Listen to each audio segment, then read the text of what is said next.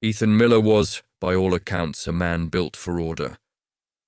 His life was a meticulously coded program, each line precise, each function optimized for efficiency and positive output. At 35, he was a lead software architect at Nexus Innovations, a tech giant whose sleek, glass-fronted headquarters dominated the skyline of downtown Seattle. Ethan's office, minimalist and always tidy, reflected his mind. Clean, logical, and devoid of clutter. Colleagues admired his calm demeanor, his ability to untangle the most complex coding knots, and his unwavering commitment to ethical AI development. He volunteered at local coding boot camps for underprivileged youth, donated generously to environmental causes, and spent his weekends hiking the serene trails of the Pacific Northwest. He was the kind of man one would trust with their deepest secrets, a pillar of quiet integrity. Liam O'Connell, a sharp investigative journalist for the Seattle Chronicle, had known Ethan since kindergarten. They'd navigated awkward teenage years, college dorms, and early career struggles side by side. Liam, with his restless curiosity and a nose for untold stories, was the antithesis of Ethan's methodical calm. Yet their friendship was an unbreakable constant. He saw Ethan not just as a successful tech wizard, but as the steady, dependable rock he could always lean on.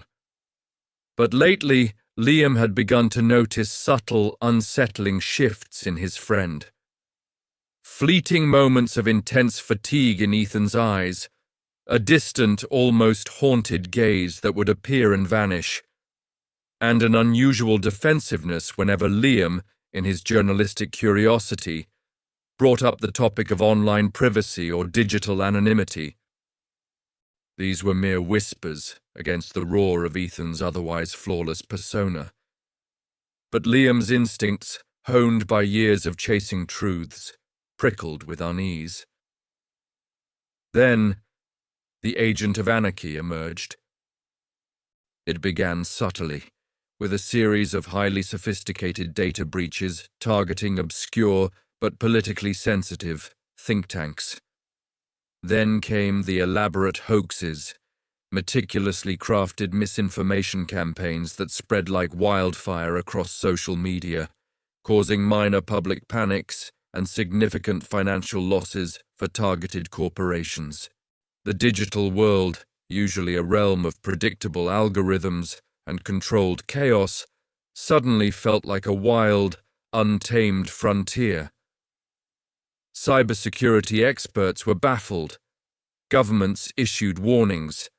The public was outraged, captivated by the sheer brilliance and malice of this anonymous entity. The agent of Anarchy was not just a hacker. They were a digital performance artist, their canvas the very fabric of the internet, their medium, destruction. Liam, naturally, was assigned to cover the story.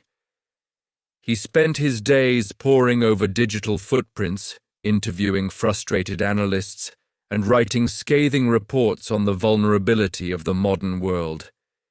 He found himself strangely fascinated by the mind behind the chaos, a mind that seemed to possess both unparalleled technical skill and a chilling disregard for consequences. As Liam delved deeper into the digital labyrinth of the agent of Anarchy, a disturbing pattern began to emerge, a series of coincidences too precise to be random. The major online disruptions, the most intricate data leaks, the most damaging misinformation campaigns, they almost always occurred during periods when Ethan was supposedly working late at Nexus Innovations, immersed in complex code. Or more subtly, they'd follow a period of intense, almost obsessive focus from Ethan on a new personal project he vaguely described as optimizing legacy systems. Liam, observing his friend, noted Ethan's eyes would be bloodshot, his movements jerky, followed by days of profound exhaustion, as if he'd run a marathon in his sleep. "Crazy, right?" Liam remarked one evening over lukewarm takeout, gesturing at a news report on his tablet about a massive financial market hoax orchestrated by the agent of Anarchy. "This person is a genius, but utterly deranged. The level of sophistication, it's like they're building entire digital worlds just to tear them down." Ethan, usually eager to discuss tech, merely grunted, pushing his food around his plate. "Some people just want to watch the world burn, I guess. Or maybe they're trying to prove a point about security flaws." His voice was flat, devoid of his usual analytical spark. Liam noticed a flicker of something in Ethan's eyes, not derangement, but a strange, almost manic energy that quickly receded into weariness. Liam's journalistic instincts, a low hum beneath the surface of his everyday interactions, began to focus on Ethan. It was absurd, of course. Ethan, the architect of order, the man who championed ethical tech, couldn't possibly be this agent of anarchy. Yet the more Liam investigated the digital phantom, the more the parallels, however subtle, began to nag at him. The agent of anarchy often employed obscure coding languages or unique encryption methods that Liam knew Ethan had a particular fascination with. There were even subtle thematic links. One hoax targeting a corrupt charity mirrored a conversation Ethan had once had about the hypocrisy of public figures. Another data leak exposed the shady practices of a company Ethan had publicly criticized years ago. Ethan's behavior became increasingly erratic. He was more withdrawn, spending hours locked in his home office, dismissing Liam's calls with curt texts. When they did meet, he was irritable, snapping at trivial things. His usual meticulousness began to fray. Liam noticed a stack of unread mail on his counter, a coffee stain on his usually pristine desk. The most unsettling change was his secrecy about his online activities. If Liam casually mentioned a new cybersecurity threat or a recent agent of anarchy attack, Ethan would become unusually defensive, almost agitated. "Why are you so obsessed with this, Liam? It's just noise. There are real stories out there." His eyes would dart away, avoiding Liam's gaze. One evening, Liam found a cryptic post on a dark web forum, a manifesto of sorts from the agent of anarchy. It spoke of the suffocating nature of societal expectations, the hypocrisy of public personas, and the intoxicating freedom of pure, unbridled chaos. It was chilling. As Liam read it, a phrase jumped out at him, a specific turn of phrase Ethan had used years ago in a late-night philosophical debate about societal pressures. It was a small detail, easily dismissed, but it sent a shiver down Liam's spine. He started cross-referencing Ethan's public statements, his old college papers, his casual remarks. The more he looked, the more these linguistic echoes, these subtle thematic overlaps began to accumulate.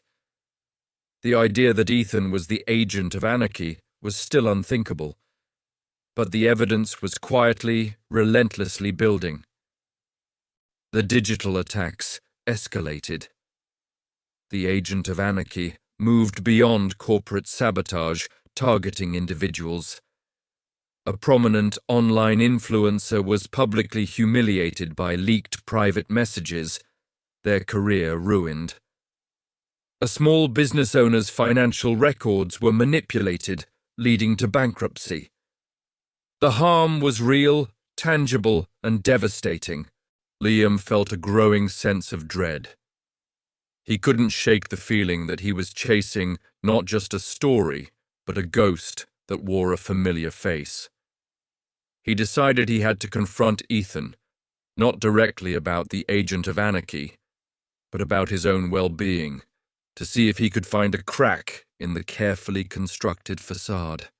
Liam decided on a casual approach, inviting Ethan for a hike, hoping the familiar trails would open him up. As they walked through the rain-kissed forest, the scent of damp earth filling the air, Liam steered the conversation towards the agent of Anarchy. "The latest attacks are brutal, Ethan. Someone's life was just destroyed. I can't wrap my head around the kind of person who could do that. It's pure, unadulterated malice." Ethan stopped, his back to Liam, staring out at the misty valley. His shoulders were tense. "Malice or liberation, Liam? What if the order we build is just a cage? What if chaos is the only way to break free?" His voice was low, almost a whisper, but it carried an intensity Liam had never heard before. Liam's heart pounded. "What are you talking about, Ethan? That's not you. You're the one who builds the cages, the systems. You're the architect of order." Ethan slowly turned, his eyes distant, unfocused. "Am I? Or am I just playing a part? The role society expects? The role you expect?" He laughed, a short, humorless sound. "You chase truths, Liam. What if the truth is messier than you think? What if the real monsters aren't hiding in the shadows, but in plain sight, behind a smile?" The ambiguity was agonizing. Was Ethan speaking metaphorically, or was this a confession? Liam pressed on carefully. "I'm worried about you, man. You seem different, stressed. Is everything okay?" Ethan's gaze sharpened, a flicker of his usual self returning, but laced with an edge. "I'm fine, Liam, just tired. This agent of Anarchy case is getting to everyone. Maybe you should take a break from it." The dismissal was too quick, too sharp. The breaking point came a week later. The agent of Anarchy launched their most audacious attack yet. A coordinated cyber attack against Nexus Innovations itself, designed not to steal data, but to cripple its infrastructure, causing widespread disruption to critical public services. Millions were affected. The act was a direct assault on everything Ethan stood for. Liam, covering the fallout, felt a cold dread. This couldn't be Ethan. Could it? But then, a small, almost imperceptible detail surfaced during Liam's investigation. A hidden message embedded deep within the malicious code that crippled Nexus, a string of seemingly random characters that, when decrypted, formed a quote from a rare, obscure philosophical text that Liam knew only Ethan had ever read. A text they had discussed in college. It was the definitive, undeniable link.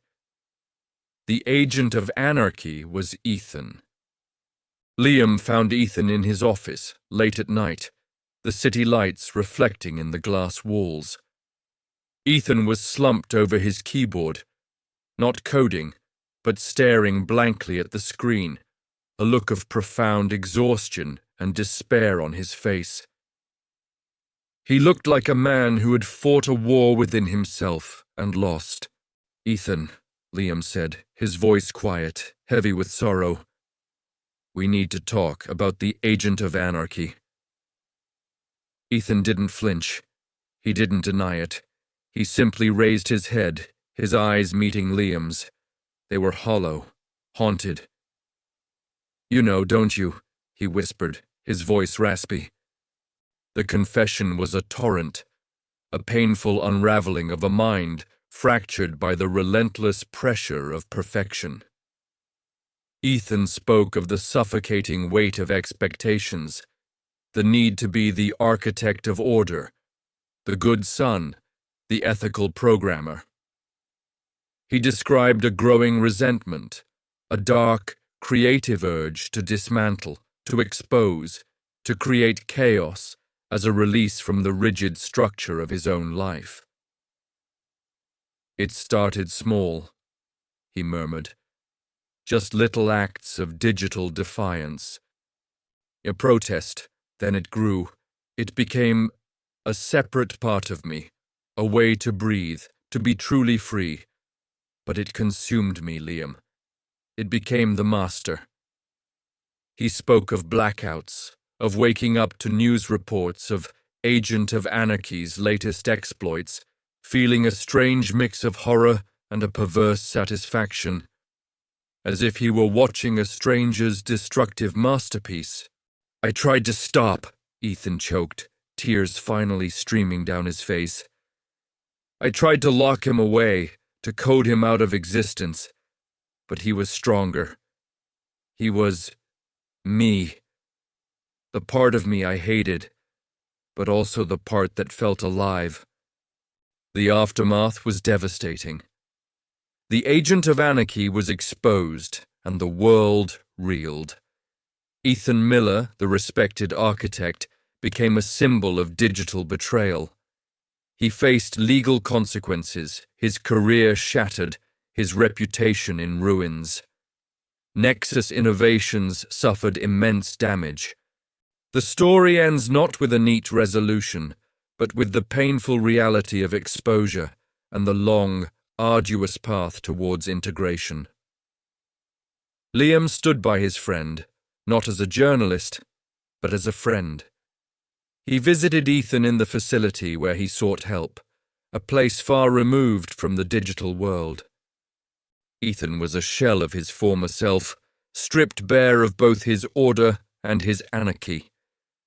But in his eyes, Liam could see a flicker of genuine remorse, and perhaps for the first time, a true desire for healing. The Agent of Anarchy was silenced, but the questions lingered. How much of the digital chaos was a reflection of the human soul's darker impulses? How easily can the masks we wear in public give birth to shadows in secret? And what does it truly mean to be whole when parts of ourselves are so desperate to break free? The story of Ethan Miller, the architect of order and the agent of anarchy, served as a chilling reminder that the most dangerous battles are often fought not in the digital realm, but within the confines of the human mind. That's it, folks. If you enjoyed this journey into the world of English, please subscribe to English Tale Box for more captivating narratives and language insights.